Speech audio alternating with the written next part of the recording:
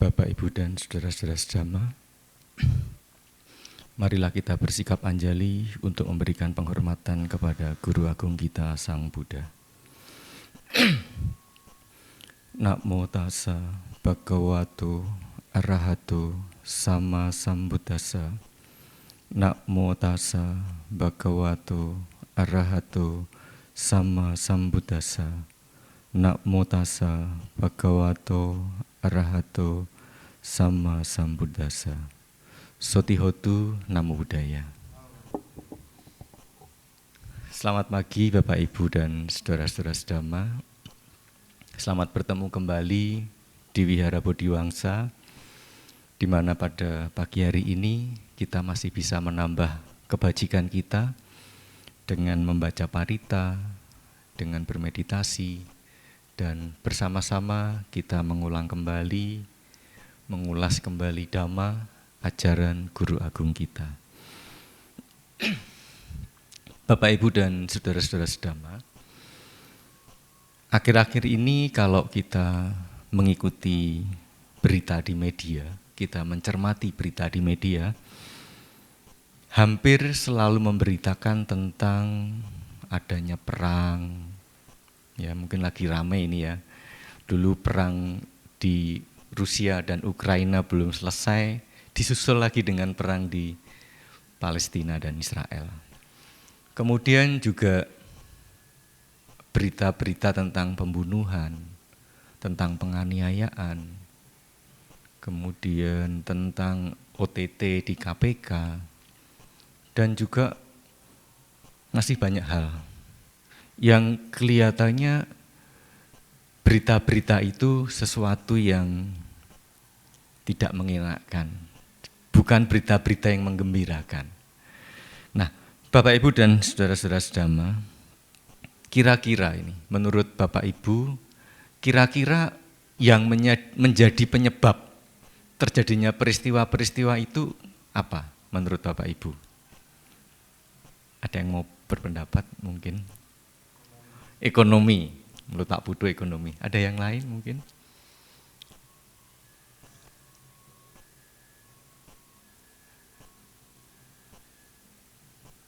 Keserakahan.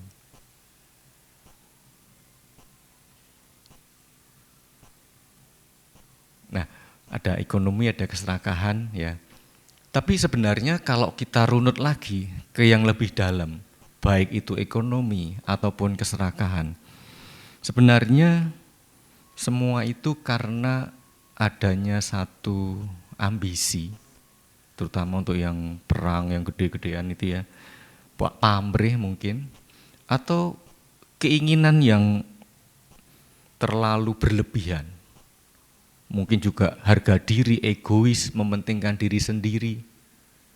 Nah, dari beberapa peristiwa tadi, dari penyebab yang menyebabkan terjadinya peristiwa yang kita lihat, kita dengar di media, kita lihat di media, itu ada satu peribahasa dalam bahasa Jawa yang menurut saya tepat untuk mewakili mengapa bisa terjadi seperti itu. Saya tertarik ketika ada satu media sosial yang mengatakan dalam bahasa Jawa itu melek gendong lali. Nah, yang artinya adalah melek itu satu keinginan yang bukan keinginan biasa, tapi keinginan yang berlebih.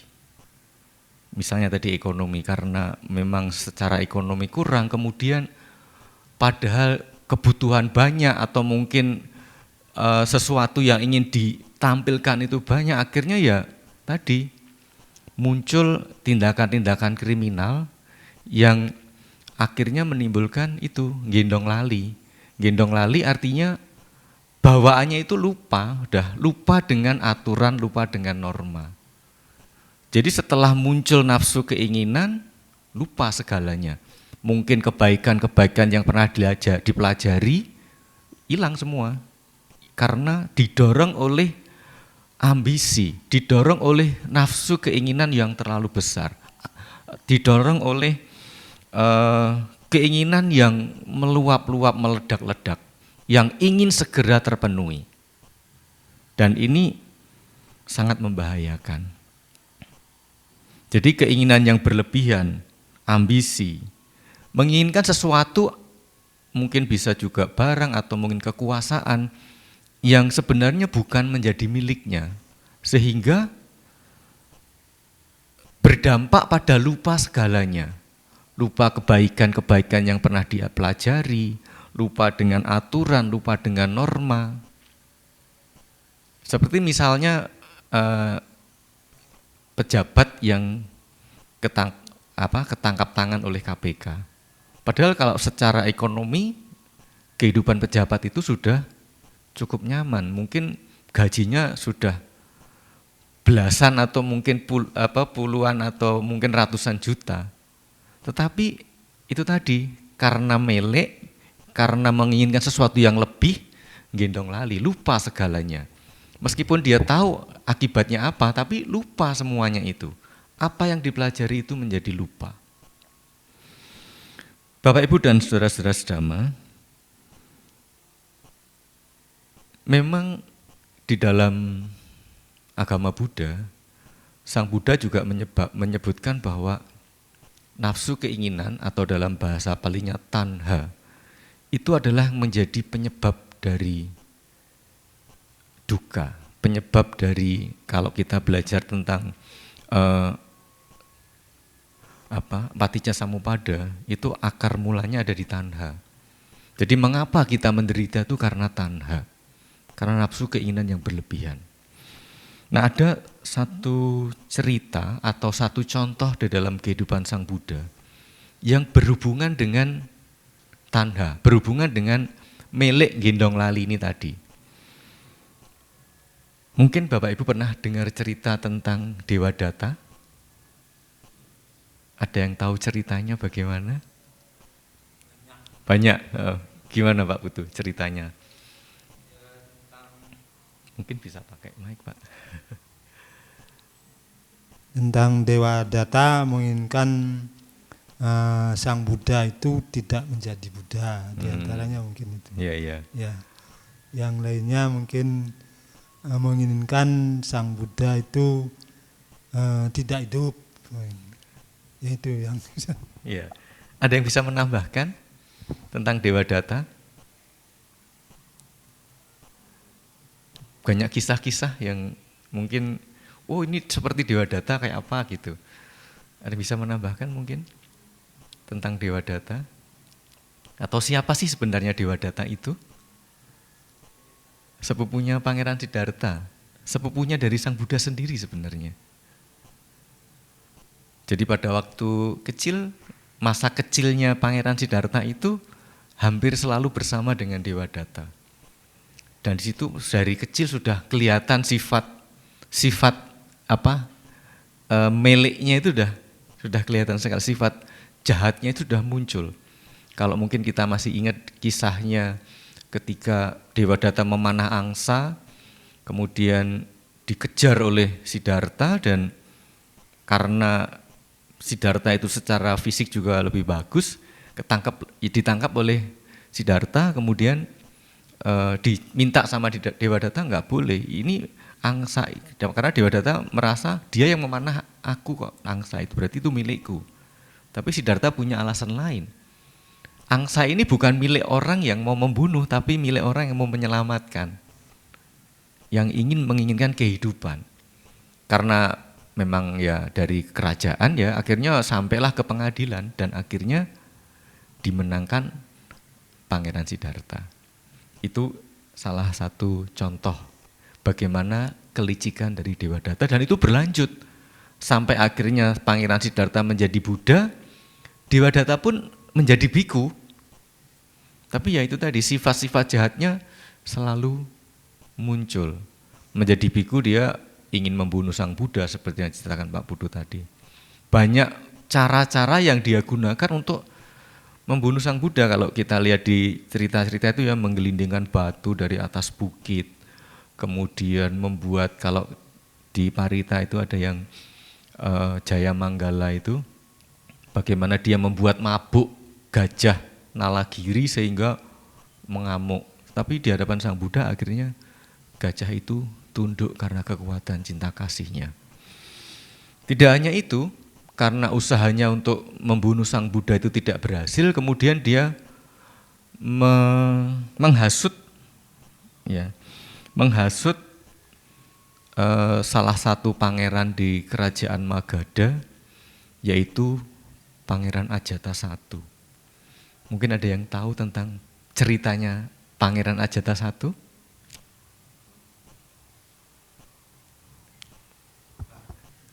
Mas Gede, tahu ceritanya Mas Gede tentang Pangeran Ajatasattu?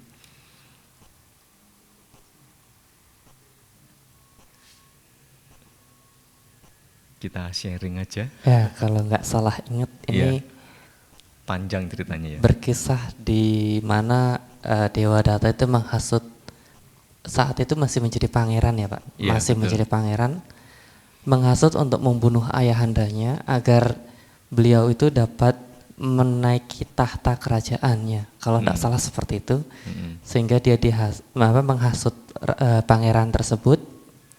Setelah dihasut, kong kali kong lah kapangannya berdua itu, dan kalau nggak salah pangeran Dewadatta juga itu memberikan hal-hal yang kurang baik ke pangeran tersebut seperti itu. Akhirnya berhasil membunuh kah? Setahu saya iya, seingat saya iya.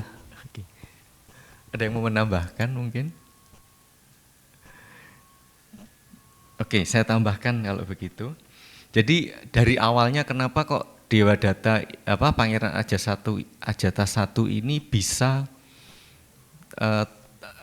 terpesona dengan Dewadatta? Karena memang Dewadatta ini sebenarnya selama menjadi biku dia tekun bermeditasi dan dia punya kesaktian. Tapi ya itu tadi, sifat buruknya itu selalu ada. Sehingga muncul niatnya untuk tadi membalas dendam karena dia tidak berhasil membunuh Sang Buddha, akhirnya supaya penyokongnya Sang Buddha ini enggak ada. Nah, Raja Bimbisara yang merupakan ayah dari Raja Pangeran Ajatasattu itu adalah salah satu penyokong Sang Buddha. Kemudian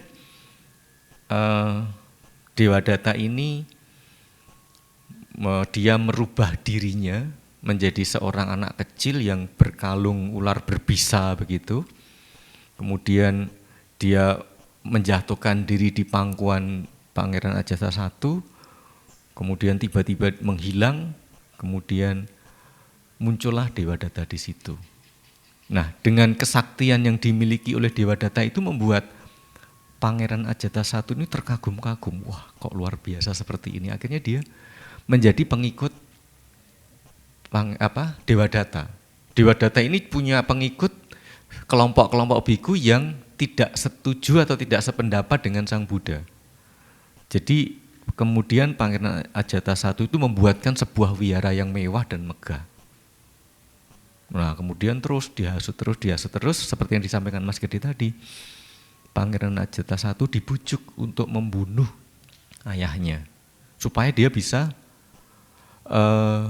menaiki tahta kerajaan, supaya dia bisa naik tahta menjadi raja. Nah, kemudian pada waktu itu rencananya dijalankan. Dia dengan sebilah keris mau membunuh Raja Bimbisara. Tetapi ketahuan pengawal, tangkap sama pengawal, dilaporkan ke raja. Tapi karena Raja Bimbisara itu penuh dengan cinta kasih, penuh dengan kasih sayang, ditanyain, kenapa kamu melakukan itu?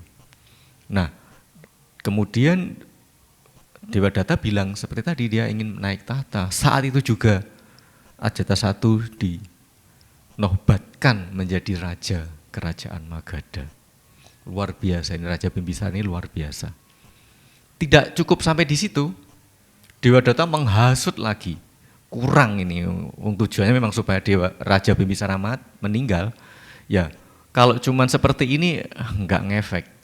Akhirnya apa yang terjadi? Dihasut terus dan akhirnya Dewadatta minta kepada, karena dia sudah menjadi raja, dia punya kuasa, minta kepada Raja Ajatasattu ini untuk menyekap dan menyiksa Raja Bimbisara di penjara. Tidak ada seorang pun yang boleh menjenguk kecuali ibunya. Tidak boleh diberi makanan dan minuman. Karena memang tujuan dari Dewadatta ini supaya Raja Bimbisara mati. Nah, kemudian ibunya Raja Ajatasattu itu enggak kurang akal. Dia menyelundupkan, katakanlah begitu ya, menyelundupkan makanan untuk diberikan ke Raja Bimbisara. Tetapi akhirnya ketahuan karena pengawalnya itu kan setianya pada raja begitu. Ketahuan, terus sejak saat itu enggak boleh bawa makanan. Wah, kemudian muncul, piye caranya ya, gimana caranya, saya enggak enak, nanti kalau raja sampai meninggal gimana. Kemudian dengan berbagai cara akhirnya ratu ini, sang ratu namanya Ratu Wideha, ibunya Raja Ajatasattu ini melumuri tubuhnya dengan sari-sari makanan. Setelah sampai di penjara, kemudian Raja Bimbisara menjilati tubuh istrinya ini untuk bisa mendapatkan makanan, sari-sari makanan, mungkin madu atau apa gitu yang bisa lengket di tubuh. Nah, kemudian ketahuan juga, sejak saat itu sama sekali Ratu Wideha tidak boleh menjenguk Raja Bimbisara di penjara. Dan setelah itu ya dia minta maaf kepada Raja Bimbisara bahwa ini adalah pertemuan terakhir karena setelah ini saya nggak boleh menjenguk raja, jadi mohon maaf jika sampai saya nggak bisa menolong begitu. Tetapi pada waktu itu Raja Bimbisara karena tekun belajar dhamma, rajin bermeditasi, pada saat itu dia rajin bermeditasi jalan gitu, akhirnya bisa mencapai tingkat kesucian Sotapanna pada waktu itu. Nah, kemudian si Raja Ajatasattu tidak berhenti di situ, dia meminta kepada salah satu pengawal atau kalau di sini disebutkan sebagai tukang cukurnya istana gitu, untuk melukai kakinya Raja Ajatasattu supaya nggak bisa berjalan. Kemudian setelah membuat luka di kakinya, terus dilumuri dengan garam. Tapi Raja Ajatasattu tetap dengan tenang karena sudah mencapai tingkat kesucian Sotapanna dan tekun bermeditasi, wajahnya tetap berseri-seri. Meskipun tidak makan, tetap berseri-seri. Tapi karena tadi sudah disiksa itu tadi ya, kakinya dilukai, kemudian dilumuri dengan garam, tidak berapa lama kemudian Raja Bimbisara ini akhirnya meninggal. Dan berita itu kemudian pada waktu itu belum sampai ke Raja Ajatasattu. Bersamaan dengan meninggalnya Raja Bimbisara ini, Raja Ajatasattu ini istrinya melahirkan seorang putra. Nah, dia bahagia sekali, senang sekali mempunyai seorang putra. Kemudian Raja Ajatasattu ini bertanya kepada ibundanya, apakah dulu sewaktu Raja Ajatasattu ini dilahirkan, ayahnya juga sebahagia ini. Nah, kemudian Ratu Wideha bilang, wah, ya sama seperti itu. Bahkan dia sangat kasih sayang kepada anaknya. Kemudian Ratu Wideha bercerita, selama di dalam kandungan saja, itu Ratu Wideha itu pernah punya keinginan, kalau istilahnya ngidam gitu ya, itu yang aneh-aneh juga. Pengen menyedot darah dari tangannya, diberikan oleh Raja Bimbisara.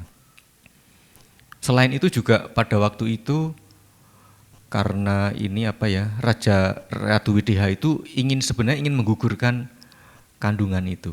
tapi dicegah oleh Raja Bimbisara, nggak usah. Bahkan setelah lahir pun karena tadi ratu punya keinginan yang aneh itu tadi, dia merasa bahwa nanti anaknya akan menjadi jahat gitu, dibunuh aja.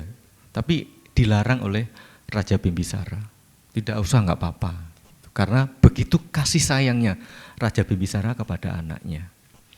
Nah kemudian setelah Pangeran Ajatasattu itu kecil ya, waktu itu pangeran kecil, bisulen, tangannya bisulen. Nah Raja Bimbisara ini dengan penuh kasih sayang, pada waktu bisulnya udah mateng itu disedot dengan mulutnya, akhirnya nanah sama darahnya itu tertelan oleh Raja Bimbisara, dan Raja Bimbisara melakukannya dengan tulus. Nah dari cerita ini kemudian Raja Ajatasattu menjadi tertegun dan dia kemudian teringat akan ayahnya. Dia memerintahkan untuk membebaskan ayahnya. Pada pengawal, tolong bebaskan ayahku. Tapi terlambat karena pada waktu itu Raja Bimbisara sudah meninggal dunia. Nah ini cerita yang cukup mungkin cukup mengharukan karena tertutup oleh keinginan yang meluap-luap tadi, ambisi yang meluap-luap tadi, sampai lupa segalanya bahwa itu adalah ayahnya sendiri, sampai dibunuh sendiri oleh Raja Ajatasattu. Dan seperti di dalam Tipitaka dikatakan bahwa kalau seseorang itu membunuh ayah kandungnya sendiri, maka dia nantinya akan terlahir karena dia melakukan akusala garuka kama, seperti yang dulu pernah saya sampaikan tentang macam-macam karma, maka Raja Ajatasattu ini akan terlahir di alam neraka Awici.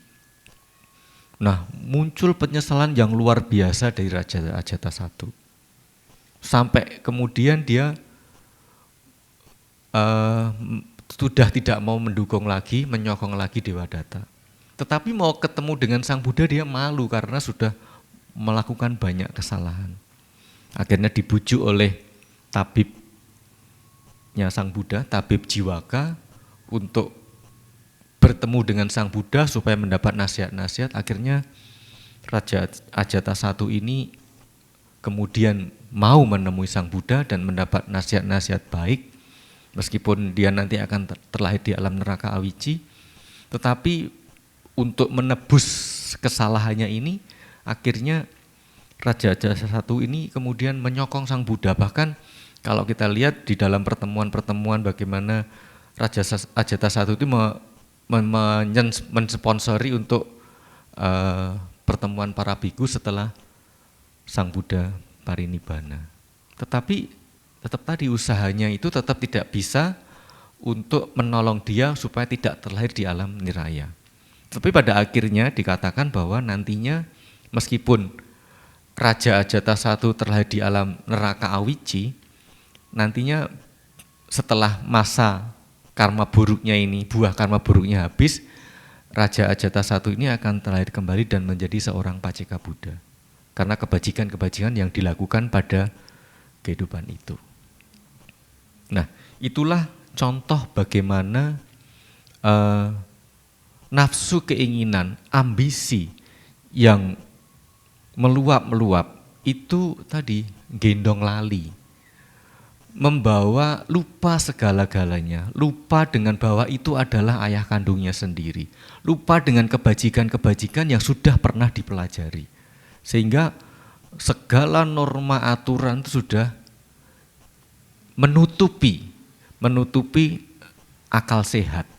Apapun akan dilakukan demi tercapainya ambisi itu. Nah ini kalau kita kembalikan lagi kepada cerita tadi di atas, kenapa sekarang perang nggak selesai-selesai, banyak pejabat-pejabat yang ketangkap tangan oleh KPK, kemudian adanya pembunuhan, penganiayaan oleh selebritis sekarang ya, banyak artis atau anak artis yang melakukan penganiayaan, ya karena kembali tadi itu tadi ada ambisi, ada nafsu keinginan yang besar, sehingga menutupi menutupi norma-norma atau aturan-aturan kebajikan-kebajikan yang sudah dia pelajari.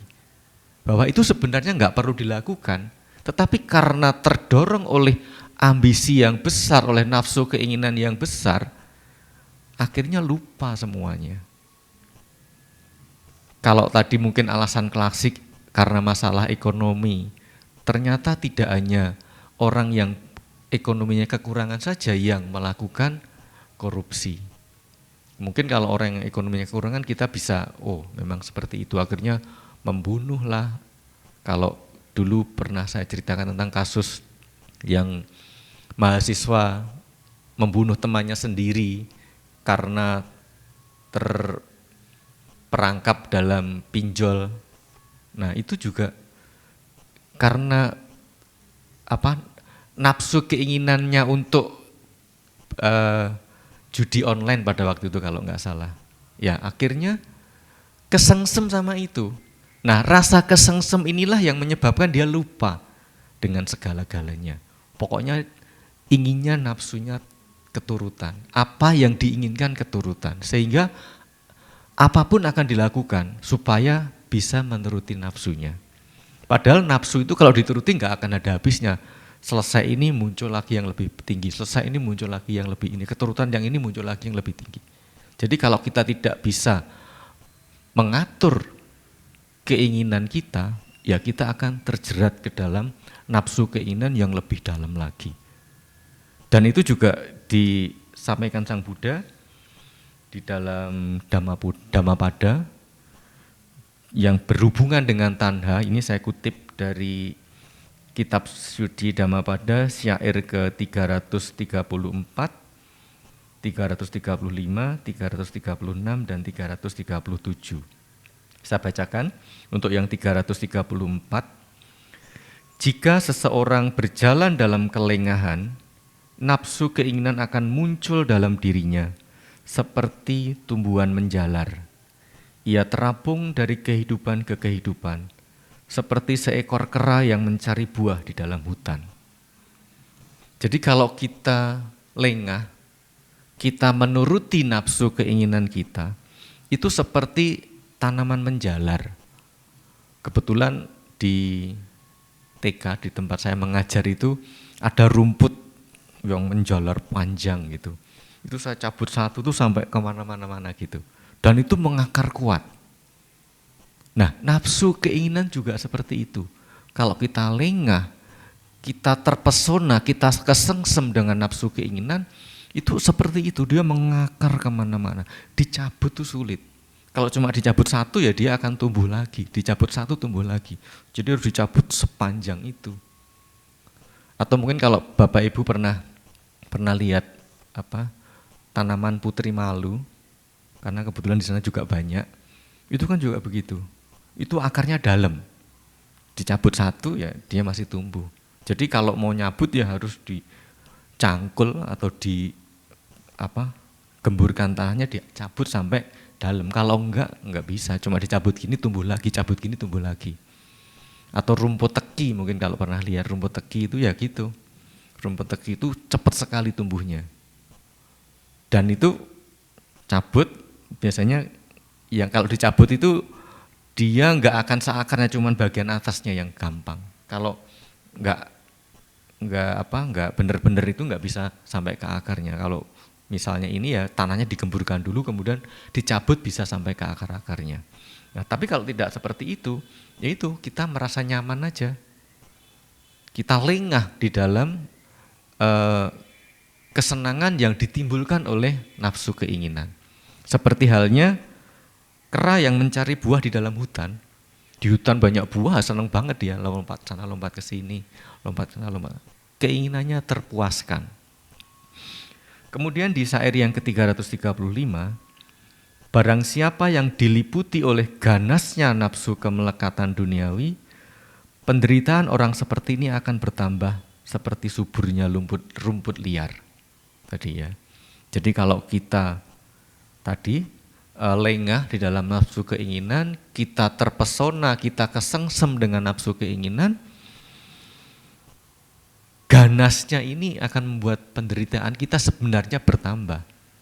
Kita menganggap, wow, kita nyaman-nyaman aja, tapi sebenarnya itu membuat penderitaan kita bertambah. Kemudian saya lanjutkan ke syair 336. Namun, barang siapa yang mengatasi ganasnya nafsu keinginan duniawi yang sulit diatasi, penderitaan akan menjauh dari dirinya, seperti setetes air di daun teratai. Jadi kalau kita bisa mengatasi ganasnya nafsu keinginan, ya sebenarnya kita tidak menderita. Seperti air yang netes di daun teratai, lewat gitu aja, tidak membasahi daun. Jadi nafsu kita hanya lewat aja, oh kita tahu lewat, kita tahu lewat. Kita tidak terpesona dengan rayuan-rayuan atau hal-hal yang ditimbulkan oleh nafsu keinginan, kenikmatan-kenikmatan yang dimunculkan oleh nafsu keinginan. Jadi kalau kita bisa mengatasi itu, ya udah lewat gitu aja. Kita tidak jadi menderita.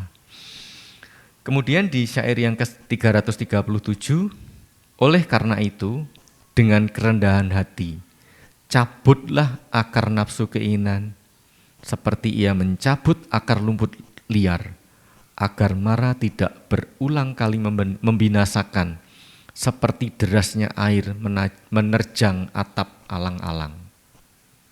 Jadi kalau kita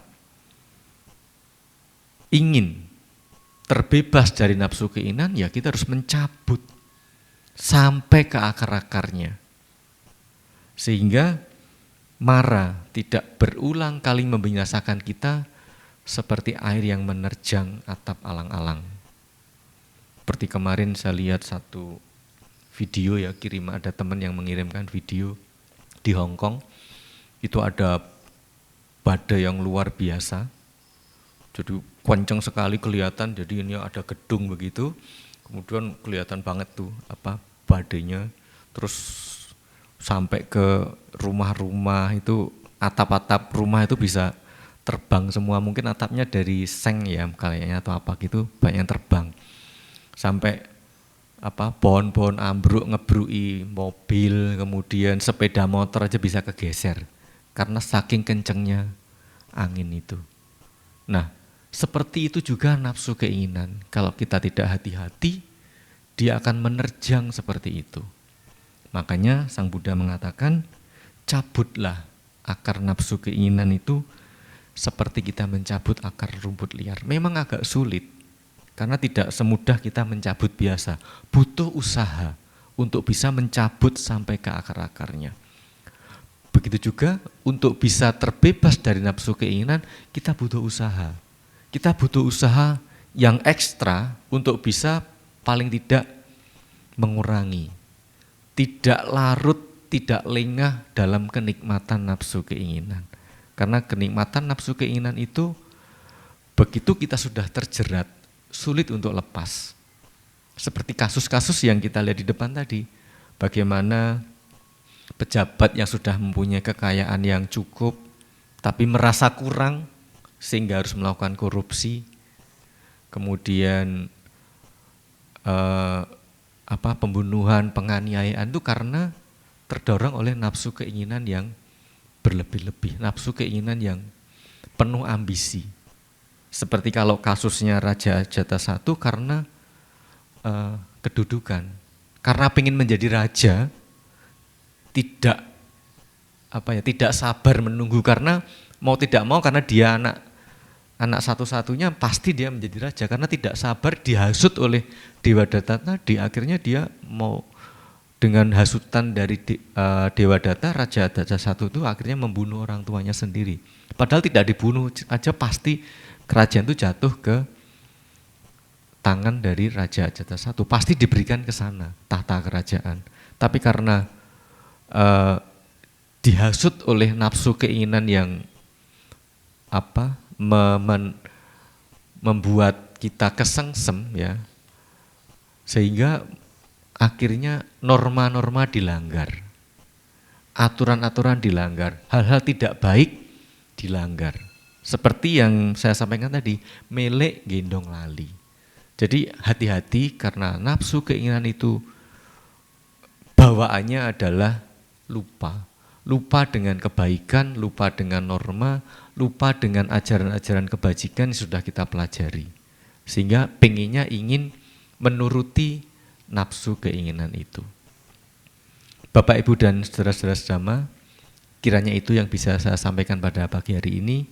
Semoga ini bisa memberikan manfaat, dan yang lebih penting lagi adalah kita bisa mempraktekkan dhamma ini dalam kehidupan sehari-hari, sehingga apabila nanti muncul nafsu keinginan, kita lebih waspada, kita lebih hati-hati, tidak mudah kesengsem, tidak mudah terbawa untuk menuruti nafsu keinginan itu. Sehingga kita tidak lali, kita tidak lupa dengan norma-norma yang sudah kita pelajari. Kiranya cukup sekian, Sabi Sata Bhavantu Sukhitata, semoga semua makhluk hidup berbahagia. Sadhu, sadhu, sadhu.